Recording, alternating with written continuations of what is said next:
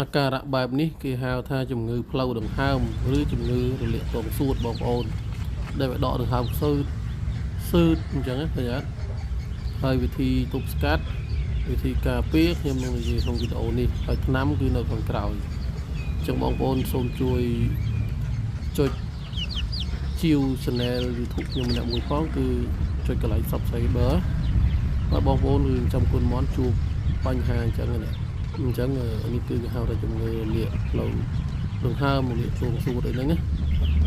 ហើយប្រភេទហ្នឹងគឺគេមានវ៉ាក់សាំងដែរគាត់ថាបើសិនជាយើងអត់មានវ៉ាក់សាំងទេ